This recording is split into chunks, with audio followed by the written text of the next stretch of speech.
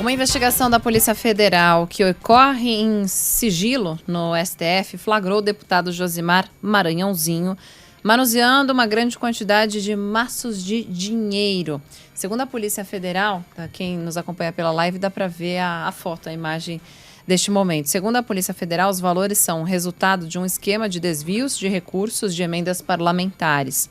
De acordo com a revista Cruzoé, as imagens de Josimar foram gravadas por uma câmera escondida instalada pela polícia no escritório do político em São Luís, no Maranhão. Na última quarta-feira, endereços do parlamentar em 4 cidades foram alvos de uma operação de busca e apreensão. Os investigadores apontam que o deputado tinha relações pessoais ou de parentesco com os gestores locais envolvidos em supostos desvios de dinheiro em áreas como saúde e infraestrutura. Josimar Maranhãozinho é filiado ao PL e é bem próximo do presidente da sigla, o Valdemar Costa Neto. Pois é, agora nós temos a imagem que muitas vezes vale mais do que 1000 palavras, né? Principalmente para aquelas pessoas que não leem muito, não acompanham muito o noticiário político, mas quando você chega lá, pá, é a imagem do político com um maço de dinheiro na mão, aí aquilo obviamente tem um peso maior. Tem alguns investigados, réus por corrupção, que eles estão mentindo aí até hoje, né? Posando de inocentes só porque os processos foram transferidos de um lugar para outro. E como as pessoas não leem os processos, né? Elas ficam acreditando naqueles que ficam dizendo que não tem provas. As provas estão enumeradas, as provas foram passadas, inclusive, em outras instâncias, e simplesmente porque o STF está criando regras e aplicando para trás, uma coisa que era impossível os investigadores, os juízes das primeiras instâncias anteciparem, aí se gera toda essa desinformação. Então a imagem do deputado bolsonarista Josimar Maranhãozinho, ela é tremendamente impactante. E o esquema era o seguinte: emenda parlamentar, né? Você tem a individual de bancada e você tem as emendas de relator. Já vamos falar a respeito disso. Mas agora vamos concentrar no fato de que a emenda parlamentar é o mecanismo pelo qual o parlamentar tira dinheiro, supostamente para investir no seu reduto eleitoral. Então, o deputado ele é eleito por um estado, nesse caso aí o Maranhão, e aí ele leva lá para o estado para fazer, supostamente, determinados investimentos de interesse público e da população. Em tese, o que a gente está vendo aqui não é nada de interesse público, é interesse particular, privado, e o sujeito está, aparentemente, levando aquela grana.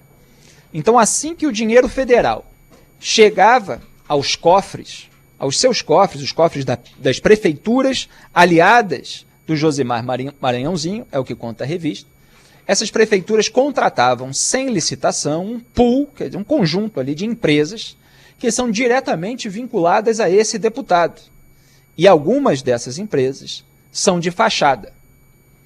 E aí a prefeitura faz os pagamentos para as empresas, e aí ocorrem saques por parte das empresas, depois dos depósitos, e quem faz os saques são justamente aliados do deputado, que ele tem aliado em todos esses tentáculos. E aí esses aliados deixavam o dinheiro no escritório dele. E a Polícia Federal, com autorização do ministro do STF, Ricardo Lewandowski, colocou câmeras lá no escritório, monitorou o andamento, o caminho do dinheiro, filmando as pessoas envolvidas. O que a revista publicou é apenas aquela imagem mais impactante, que é a do parlamentar. Mas certamente a Polícia Federal, esse núcleo, e eu já vou falar aí sobre o caso da Polícia Federal, do qual a gente tratou ontem no programa e vai tratar hoje de novo. Ela certamente tem mais imagens aí de outras pessoas envolvidas no esquema, porque aquilo tudo está desenhado, está explicado minuciosamente na reportagem. Já fui colunista da revista, sei a seriedade com que os repórteres tratam, e é jornalismo independente de verdade, né? Não é rede chapa branca aí que está aí para omitir qualquer coisa podre, é jornalismo que investiga e traz aquela informação que é incômoda às pessoas poderosas. E é assim que tem que ser, e a gente repercute, analisa, concatena com os outros fatos e cobra das autoridades certas providências, embora no Brasil tudo se arraste para dentro da lixeira, né? Então, você vê aí um esquema com o dinheiro das emendas parlamentares. São bilhões de reais, tá, que são liberados sem transparência para os parlamentares, principalmente no caso do orçamento secreto. Então essa imagem, ela explica claramente por que que se quer tanto que se mantenha o orçamento secreto, o orçamento paralelo. Quer dizer, aquelas brechas obscuras dentro do orçamento, sem que se diga qual é o parlamentar que está retirando aquele dinheiro para investir no seu reduto eleitoral. Tratamos disso aqui ao longo dos últimos dias.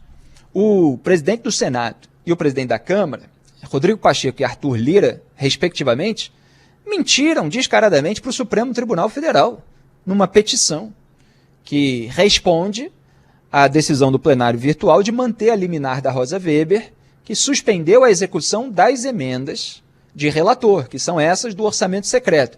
Por que eles mentiram? Porque eles disseram que não tem como revelar o nome dos parlamentares que retiraram esse dinheiro ao longo do ano de 2020 e desse ano de 2021. Como se bilhões de reais, que são, repito, verbas do povo brasileiro, de cada cidadão honesto trabalhador que, por um imposto, ou seja, é imposto a ele paga para o Estado oferecer serviços de qualidade. Eles acham que eles podem pegar esse dinheiro sem deixar rastro nenhum, sem deixar impressão digital, sem dizer para a sociedade, olha, quem está pegando é fulano para aplicar ali, para servir para isso ou para aquilo. E aí, querem manter isso assim. E aí a gente tem a prova de tudo aquilo que a gente estava apontando, para o que a gente estava alertando. Olha só o que acontece quando não há transparência, quando não há critérios, quando não há fiscalização, quando não há controle. É exatamente isso que acontece. O sujeito leva a verba para o reduto eleitoral e lá ele vai usar a verba com os seus familiares, os seus aliados, tudo em esqueminha. Esquema que inclui, inclusive, a lavagem de dinheiro. Porque o sujeito está querendo pegar aquele dinheiro que tem uma origem no orçamento e que deveria ser aplicado numa obra de infraestrutura ou numa obra de saúde, e ele quer botar no bolso dele limpinho. Se tiver que provar a origem daquele dinheiro, ele vai dar uma origem artificial. Esse é o processo de lavagem de dinheiro. Você tem uma origem ilícita, por exemplo, desvio de dinheiro público, a emenda que é desviada, e aí você passa por empresas e tal, a empresa emite uma nota, lá finge que prestou um tipo de serviço, daqui a pouco está no bolso de envolvidos no esquema, e eles eventualmente podem até provar falsamente que aquilo tem uma origem lícita. Não tem.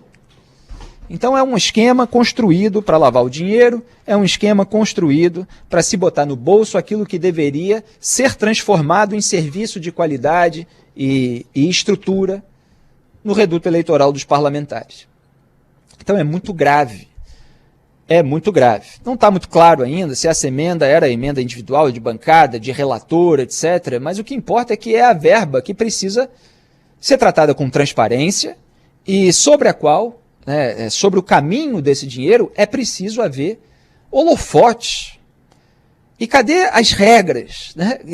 Como que o dinheiro chega na prefeitura, como que sai para a empresa, que empresa que pode participar? Parece que não tem nada, e as casas legislativas elas não estão interessadas em ser mais rigorosas. A gente vê, por exemplo, o caso de rachadinha, está aí, vários casos apareceram de rachadinha, inclusive do filho do presidente da República, aliás, tem até para falar hoje, saiu na mesma revista reportagem sobre tudo aquilo que o governo fez de favor para o ministro Gilmar Mendes, que, coincidência, votou para aliviar a barra do filho 01 do presidente Flávio Bolsonaro.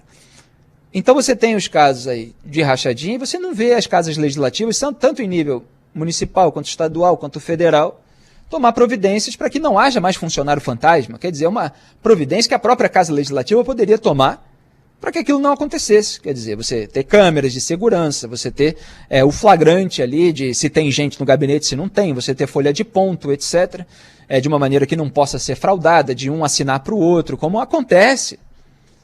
Você ter a redução do número de assessores, já que estão usando funcionários fantasmas, é porque então não precisa muito.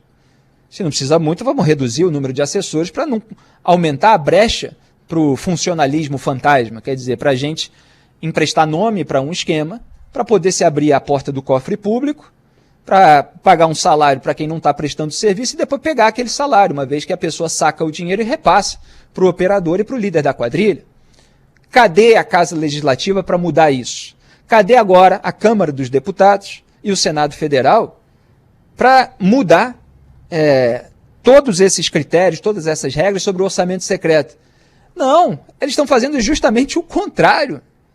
Eles estão colocando lá regras e critérios que apenas facilitam episódios como esse, onde você não sabe quem é o parlamentar, na previsão que eles, de texto, né, o texto base que eles aprovaram no Congresso Nacional, depois da liminar da Rosa Weber, uma afronta liminar, mantida em plenário virtual, quer dizer, uma afronta ao Supremo, se o Supremo fosse, de fato, se desse ao respeito.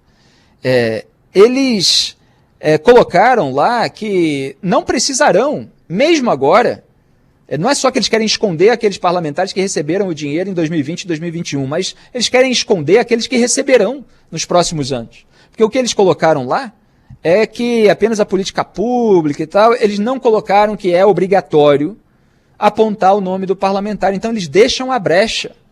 Por que deixam a brecha? Ora, o parlamentar não quer se vangloriar da obra que ajudou a fazer no seu reduto eleitoral, não quer que o seu nome seja conhecido. Ora, então há outros interesses escusos em jogo. Esse caso é emblemático, é ilustrativo, é um escândalo assombroso e ele mostra como é que funciona a compra de apoio parlamentar para que se vote de acordo com os projetos de interesse, tanto do presidente da Câmara, Arthur Lira, quanto do presidente da República, Jair Bolsonaro. É para isso que está servindo a emenda nesse governo. E eles vão construindo esquemas de modo a agradar os parlamentares, para eles terem essa margem, essa flexibilidade para usar o dinheiro como eles bem quiserem, e aí eles ficam lá felizes e votam de acordo com os interesses do presidente da Câmara e do presidente da República. Então, é um mecanismo de compra de apoio parlamentar. E o parlamentar, na sua base, pode usar também para comprar o voto, no sentido de espalhar ali uma benesse muito pontual num reduto que lhe interessa, e ainda, eventualmente, desviar o dinheiro, que parece ser o caso. Vamos aguardar aí o final da investigação. A investigação corre sob sigilo, mas a reportagem conseguiu trazer à tona esses elementos, e a explicação de todo o mecanismo, ela asquerosa, quer dizer, a explicação é ótima, mas o mecanismo é asqueroso. Então, assim, fica muito claro que tem um esquema de corrupção em andamento num governo que finge que não tem corrupção porque instrumentalizou todos os órgãos de fiscalização e controle. Eu citei no primeiro bloco, que eu falaria depois, sobre a relação entre Jair Bolsonaro e Gilmar Mendes, que está, obviamente, em lua de mel entre eles, né? É isso que está acontecendo. O governo, obviamente, interessado na boa vontade do Gilmar Mendes para aliviar a barra do Flávio Bolsonaro, como aconteceu nessa semana, ele se empenhou lá na campanha que acabou vitoriosa do Rodrigo Mudrovitz, né, advogado do Gilmar, para ocupar uma cadeira de juiz na Corte Interamericana de Direitos Humanos em novembro. Essa foi uma das duas gentilezas apontadas na reportagem da revista que eu estava citando, do governo para o Gilmar. A outra foi que o Francisval Dias Mendes, que um primo do Gilmar, ganhou um cargo de diretor na Secretaria Nacional do Consumidor do Ministério da Justiça.